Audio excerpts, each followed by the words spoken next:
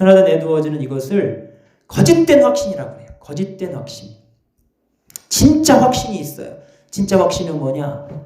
여러분 구원의 확신을 가져야 됩니다. 할렐루야. 그런데 이것은 진짜 구원의 확신이 있고 마귀에 의해서 심겨진 거짓된 확신이 있다는 거죠. 여기에 놀아나고 있는 것 저도 포함해서 많이 속았어요. 속고 이 잘못 배우면 이 죄고백을 잘못 배우면 우리가 거짓 확신을 가질 수 있구나.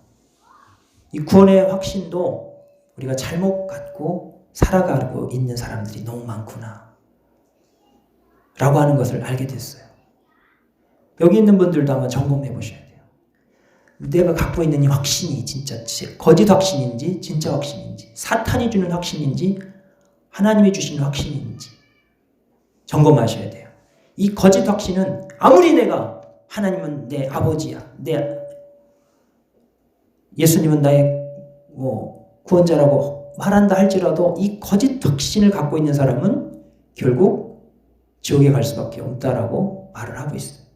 무서운 말이죠. 무슨 말이냐 좀 혼란스러울 수 있어서 제가 조금 더 이 부분에 대해서 말씀을 좀 드리려고 합니다. 조나단 에드워즈가요 어떤 말들을 했는지 잠깐 제가 조금 좀 읽어드리면서 그 부분에 대해서 조금 더 설명하는 식으로 잠깐 말씀을 드릴게요. 자, 구원의 확신, 거짓 구원의 감정, 거짓 구원의 확신을 가진 사람에 대해서 뭐라고 말했냐면요. 조나단 에드워즈는 그러나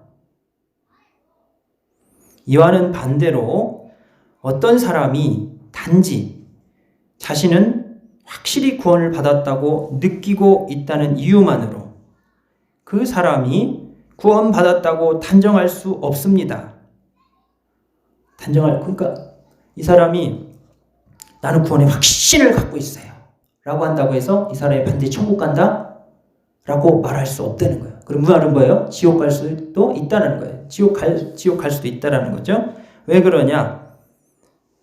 그 사람이 세상에서 가장 깊고 확고한 확신을 가지고 있다 하더라도 여전히 구원받지 못한 사람일 수 있습니다. 아마 그는 하나님과 굉장히 친밀한 교제를 나누는 것처럼 보이며 아주 담대하면서도 간절한 말로 거침없이 기도도 잘하며 하나님을 나의 사랑하는 하나님, 나의 놀라운 구세주라며 온갖 달콤한 말로 부를지도 모릅니다. 또한 그는 이렇게 말할지 모릅니다. 하나님께서 나의 아버지 되심을 나는 확신합니다. 이미 천국에 받아들여 놓은 것을 확신하는 것처럼 죽어서도 천국 갈 것을 확신합니다. 그는 너무나 자기 만만해서 자기 믿음의 진실성을 검증해 볼 필요조차 느끼지 못합니다. 누군가가 그의 구원에 대해서 이의를 제기하면 그는 화를 낼 것입니다. 그러나 이런 것들은 그 어느 것도 그가 진정한 그리스도인이라는 것을 증명하지 못합니다. 사실 항상 드러내고 자랑하기를 좋아하는 이러한 외식적인 확신은 전혀 진정한 그리스도인의 확신을 나타내 보이지 않습니다. 갑자기 가슴이 막 답답해지죠? 그럼 어떻게? 왜 이런 얘기를 하냐면요. 여러분 잘 아는 바리새인들의 기도와 세리의 기도 너무 잘 아시죠? 방금 읽었던 그 사람, 거짓된 확신을 가졌던 그 사람의 모습이 꼭 누구의 확신과 같다? 바리새인의 기도했던 그 확신, 외식적인 확신을 갖고 있는 사람인 것을 말하고 있어요. 여러분, 이 바리새인들은 주님이 오셔서 예수님 당시에 예수님이 오셔서 엄청난 책망을 하셨어요. 외식하는 자들아, 그들은요 하나님을 자신들의 아버지라고 믿고 있었고 또 율법을 자신들이 소유했다고 여겼으며 자신들이 아니면 누가 구원을 받겠는가 라고 사람들 앞에 막 당당하게 얘기를 할 수 있었던 사람들인데 주님은 너희들은 마귀 새끼라는 거죠. 사탄의 새끼다 이렇게 말씀하세요. 그런 확신은 지옥 간다는 거예요. 그러니까 예수님이 우리에게 주고자 하시는 확신은 그런 확신이 아니에요. 그 확신이 바리새인을 변화시킬 수 없었어요. 그 확신이 그를 성화시킬 수 없었습니다. 그 확신이 그를 의를 행하고자 하는 성향성으로 나아가게 하지 못했어요. 그 확신이 하나님의 심판대를 두려워하며 정말 선을 행하고자 하는, 그리고 정말 잃어버린 자를 찾아 구원하고자 하는 그런 애끓는 마음을 갖지 못하게 했어요. 그것을 볼 때 그들의 확신은 무슨 확신? 거짓 확신이었어요. 마귀가 심어주는 거짓 확신. 예수님께서 원했던 확신은 세리의 확신이었어요. 무슨 얘기냐? 겸손의 확신입니다. 겸손의 확신. 교만의 확신이 아니라 뭐의 확신? 겸손의 확신. 세리는요, 감히 하늘을 우러러보지 못하고 나 같은 죄인, 누가 살려주셨어요? 나 같은 죄인을 하나님의 은혜로, 사랑으로, 정말 예수님께서 십자가에서 죽으심으로, 할렐루야, 정말 그 죄값을 치러주심으로 천국 갈 수 있게 된, 정말 주님이 아니라면 감히 어떻게 천국을 갈 수 있겠습니까? 그래서요, 정말 자기 자신을 내세울 수가 없어요. 자랑할 수가 없어요. 내가 주인이 아니에요. 누가 주인님이에요? 예수님이, 하나님이 주인이에요. 그렇기 때문에 자기를 자랑하거나 자기를 드러낼 만한 그것을 생각조차 할 수 없어요. 그 사람 안에는 구원의 확신이 있어요. 있으나 이 구원의 확신을 자랑하거나 또 나타내기에 바쁘지 않아요. 나는 구원받았어 라고 말하면서 오히려 많은 사람들을 판단하고 정죄하는 그런 식으로 확신을 갖지 않습니다.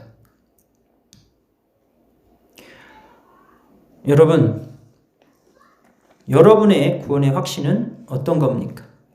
여러분이 진짜 바른 구원의 확신을 가졌다면 우리의 삶은 변화되어야 됩니다. 할렐루야.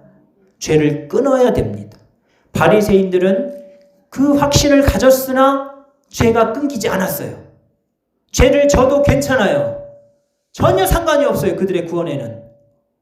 바리새인은 구원의 확신이 있기 때문에 자기들이 천국 갈 거라고 믿고 있었어요.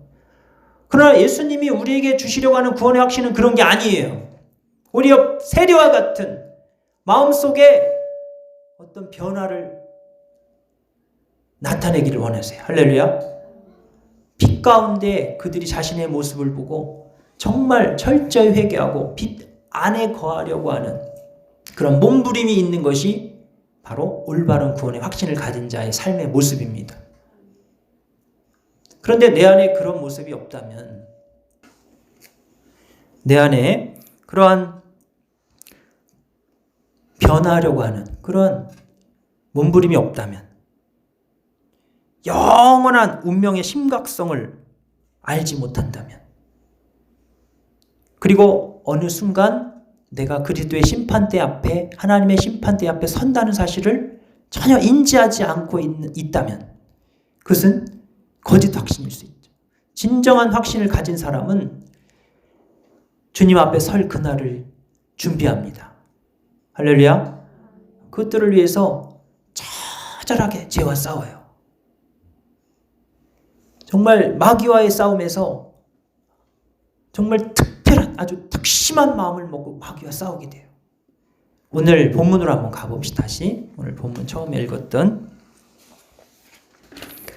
베드로전서 4장 1절 5절 1절 한번 읽어볼까요? 자, 시작. 그리스도께서 이미 육체의 고난을 받으셨으니 너희도 같은 마음으로 갑옷을 삼으라. 이는 육체의 고난을 받은 자는 죄를 그쳤음이라. 2절. 그 후로는 다시 사람의 정욕을 따르지 않고 하나님의 뜻을 따라 육체의 남은 때를 살게 하려 함이라. 아멘. 자, 베드로는 순자들에게 뭐라고 말하냐면 그리스도께서 이미 육체의 고난을 받으셨으니 너희도 같은 마음으로 갑옷을 삼으라. 할렐루야. 자, 예수님께서 이미 육체의 고난을 받으셨다. 예수님께서 왜 고난을 받으셨죠? 육체의 고난을 왜 받으셨어요? 저와 여러분의 죄 때문에 돌아가셨죠? 그 죄를 어떻게 하시려고? 없애시려고, 끊어내시려고. 할렐루야. 여러분이 죄와 상관없이 살게 하시려고 고난을 당하신 거예요.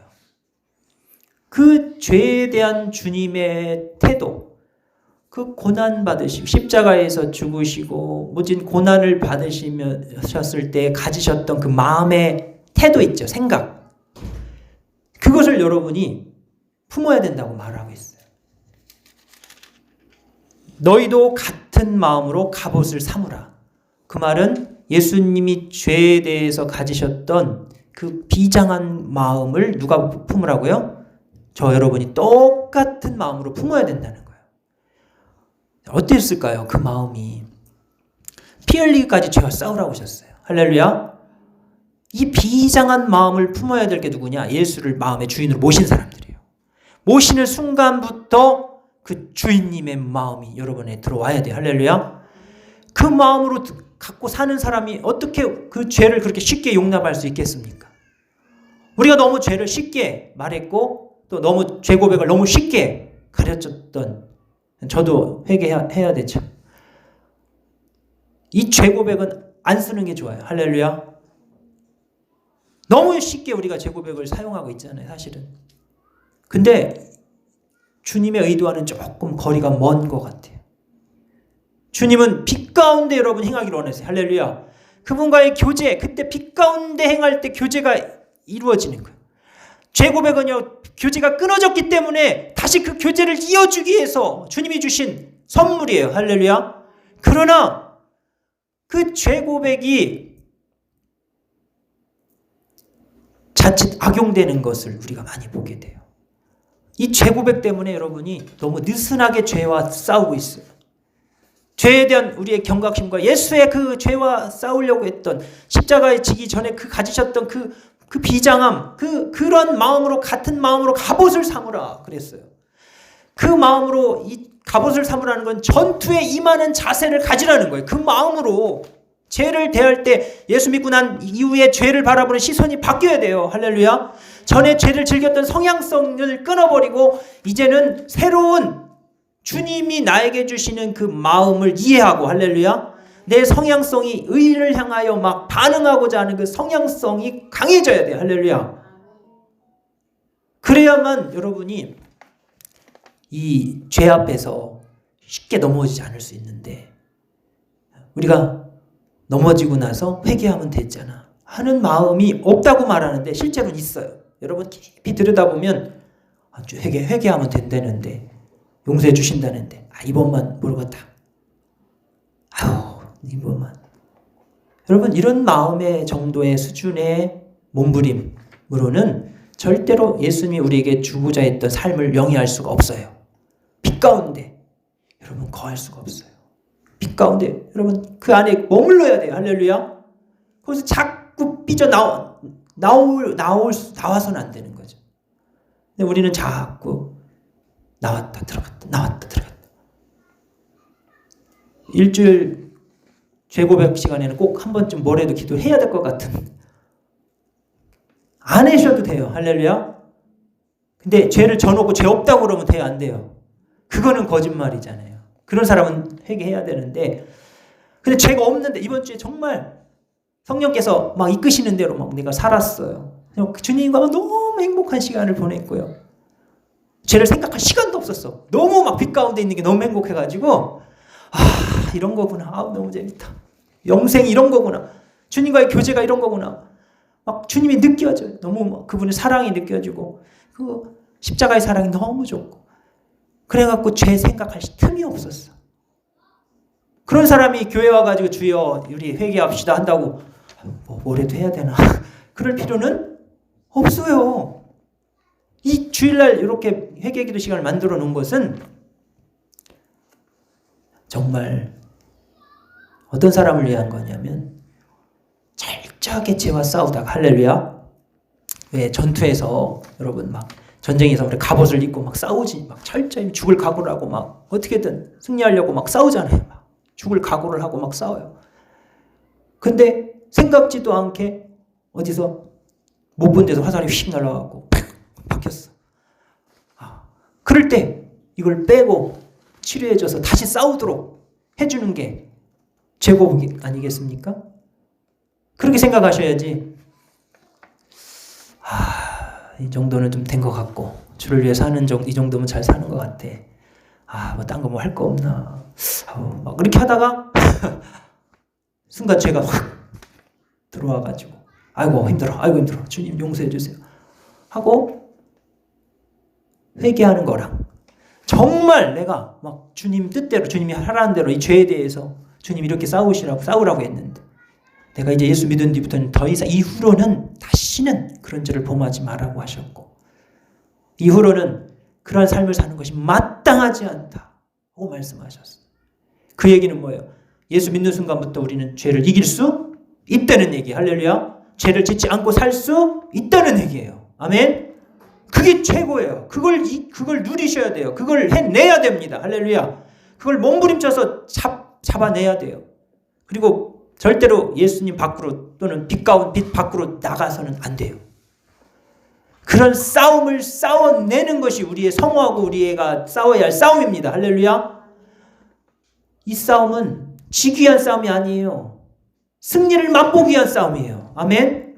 여러분이 정말 그 어떤 마음으로 싸우면 이기느냐? 예수의 마음. 이미 죄 때문에 이미 고난을 당하신 그 예수의 그 고난을 생각하면 그 고난 죄를 이기기 위해서 기도하시며 몸부림치셨고 죄를 이기기 위해서 십자가에서 죽으시고 부활하신 할렐루야. 그 예수, 그 능력의 예수, 그 예수가 내 안에 들어오셔야 되고 할렐루야. 그 부활의 예수로 우리가 사는 게 맞는데 그러나 어떤 마음으로 싸워야 되느냐? 십자가를 지기 전에 십자가를 지어야 부활이 있다는 걸 아시기 때문에 그걸 바라보고 싸우셨어요. 할렐루야. 죄와 싸우고 마귀와 싸웠어요. 마귀가 얼마나 공격해야 되는지 죄를 짓도록 예수님이 하실 일은 죄를 그치고 할렐루야. 여러분의 죄를 용서하게 해주시고 여러분이 죄를 짓지 않도록 살아갈 수 있는 능력, 부활의 능력으로 여러분을 붙잡아 주려고 그 길을 걸어가시는 거예요. 할렐루야. 그런데 이놈의 사탄은 죄를 짓게 하려고 예수님으로 하여금 그 길을 못 가게 하려고 얼마나 유혹하는지. 예수님을 그렇게 유혹했다면 저 여러분을 더 쉽게 생각하고 유혹하지 않겠습니까? 그 예수님이 그것을 이길 수 있었던 것은 광야에서 사탄이요 40일 금식했을 때 와가지고 막 배고프지. 야, 이 돌을 떡덩이 만들어. 또 뭐 높은 데서 뛰어내려라. 네가 거기서 살림 받으면 막 사람들 너를 칭송할 거야. 얼마나 사단이 죄를 짓게 하려고요. 하나님의 뜻을 따라 살아가는 것이 아니라 자기를 위해 살게 하려고요. 얼마나 부채질을 하는지. 예수님은요 사탄아 물러가라. 할렐루야. 그걸 물리치셨어요. 그 마음으로 우리가 싸워 나가야 되는 거예요. 할렐루야. 그러려면 어떻게 되느냐? 성령을 의지해야 됩니다. 예수님이 성령에게 이끌려 광야의 시험을 받으러 들어가셨다고 그랬어요. 성경이. 그 말은 뭐예요? 성령 충만한 상태로 들어가신 거예요. 할렐루야. 그래서 이기실 수 있었던 거죠. 저 여러분이 죄를 이기려면 어떻게 해야 된다고요? 성령 충만을 놓치면 안 됩니다. 이 성령 충만이 중요한 거예요. 성령의 지배를 완전히 받을 수 있도록 여러분 자신을 철저히 내어드려야 됩니다. 할렐루야. 내가 막 주인 되어서 사는 사람이 죄를 이길 수 있는 확률은 없어요. 예수가 주인 돼야 돼요. 할렐루야. 그게 성령 충만인데 그럴 때만이 죄를 이길 수 있어요. 죄를 이기고 승리하여 죄를 끊어버려 죄와 상관없는 삶을 살아내는 것이 우리의 과제입니다. 2절에 그 후로는 다시 사람의 정욕을 따르지 않고 하나님의 뜻을 따라 육체의 남은 때를 살게 하려 함이라. 할렐루야. 그 후로는 그 말은 여러분이 예수를 영접하고 거듭나고 다시 태어나고 할렐루야. 영이 살아나고 새로운 피조물이 된 거예요. 할렐루야. 정말 이제는 하나님의 뜻대로 살고 그분의 정말 뜻을 순종하고자 하는 열망으로 가득 찬 사람. 그 어린아이 같지만 태어난 거예요. 태어났어요. 이제 그 사람이 어떻게 해야 되느냐? 살아가야 할 길은 사람의 정욕을 따르지 않고 할렐루야. 다시 예수 믿고 태어난 그 순간부터 우리는 사람의 정욕, 사람의 뜻을 따라가면 안 됩니다. 할렐루야. 하나님의 뜻을 따라가야 돼요.